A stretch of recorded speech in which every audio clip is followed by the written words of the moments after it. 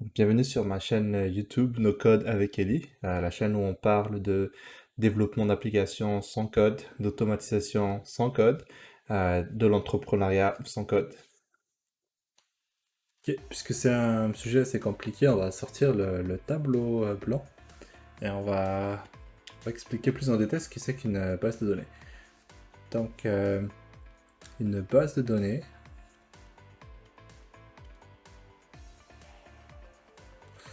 database, c'est, pas comme le nom l'indique, hein, c'est là où sont stockées toutes les données de l'application. Euh, on va faire, on va directement aller par un exemple. Je pense que ça sera plus facile de visualiser ce que c'est vraiment. On va prendre l'exemple de Facebook. Qu'est-ce que Facebook a besoin de stocker? Donc, Facebook a besoin de stocker les données utilisateurs. On va mettre ça dans un carré.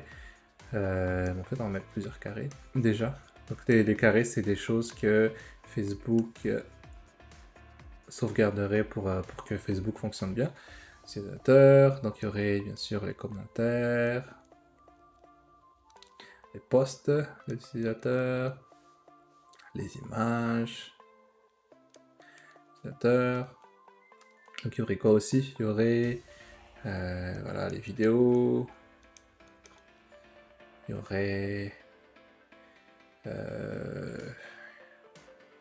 il y a tellement de choses sur Facebook, bah, les groupes, tous les groupes qui sont sur Facebook. Et donc on appelle ça, on appelle les entités. Ces entités donc c'est qui sont représentées par ces carrés. On appelle ça des tables. On appelle ça des tables. Donc il y a une table utilisateur, table des commentaires, table pour tous les posts, une table pour les images, table pour les vidéos, une table pour les groupes. Puis on a sûrement des milliers d'autres tables qui sont utilisées par Facebook. Et sur Adalo, en fait, l'équivalent, c'est des collections. Donc on verra après sur Adalo comment modéliser tout ça. Donc on a les tables. Après, entre les tables, il y a des relations. Si on va toujours dans l'exemple de Facebook, un utilisateur peut avoir plusieurs commentaires, un utilisateur peut avoir plusieurs posts, un utilisateur peut avoir plusieurs images, plusieurs vidéos, tout est relié à l'utilisateur, plusieurs groupes. Donc il y a... Et puis, euh, dans un post, il y a des commentaires. Dans un commentaire, il y a d'autres commentaires. Donc ça, il y a même des relations qui sont en boucle comme ça. Dans un post, il y a des images. Dans un post, il peut y avoir des vidéos. Dans un groupe, il y a des posts aussi. Donc en fait, c'est tout ça en fait qu'on appelle des relations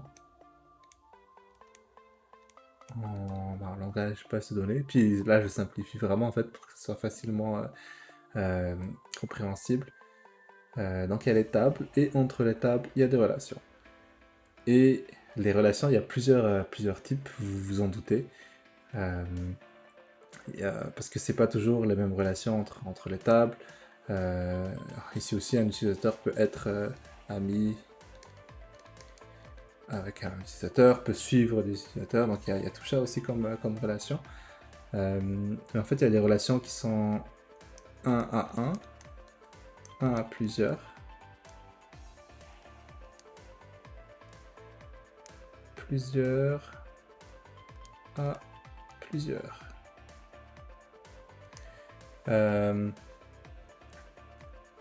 Donc ouais, un à plusieurs. Donc il y a ce type de relations-là qui pourront être faits. Puis on va voir des exemples. En fait, c'est vraiment plus facile une fois on se met vraiment dedans, qu'on fait un projet puis qu'on l'utilise. En fait, voilà, j'aime pas trop m'attarder dans la théorie parce que je pense que c'est vraiment pratiquant qu'on, qu'on apprend le plus. Mais c'est quand même important d'avoir ces concepts, même le vocabulaire pour comprendre ce qui va se faire dans Adalo. Quand on revient dans Adalo, ouais, donc dans Adalo, dans la section Database, on peut ajouter une collection qui correspond aux tables dans notre précédent schéma. On peut ajouter une collection. On nomme la collection, mais on va utiliser image. Enfin, on aura une collection de toutes les images de l'application. Voilà. Et on peut ajouter des propriétés. Donc là, on va en reparler quand on sera plus dans les projets. Mais les propriétés, en fait, c'est des... Si on revient dans les tables ici, c'est que, mettons pour un utilisateur, il y aura le nom, le prénom. Donc c'est vraiment les champs qui sont stockés par rapport à la table. Pour les groupes, ça sera, mettons par exemple, le nom du groupe, l'administrateur.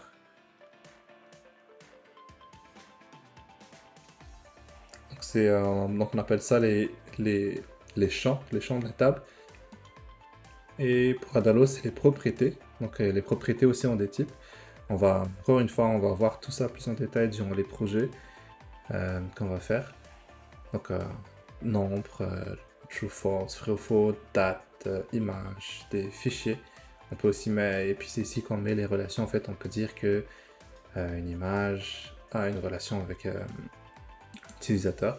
Et puis c'est là qu'on spécifie le type de relation, comme on a vu dans le schéma précédent. Est-ce qu'un utilisateur peut avoir plusieurs images? Est-ce qu'un utilisateur peut seulement avoir une image? Est-ce qu'une image peut avoir plusieurs utilisateurs? Donc ça correspond au type de relation qu'on parlait dans, dans notre tableau blanc de tout à l'heure. Et encore une fois, c'est très flou, c'est très vague, c'est théorique.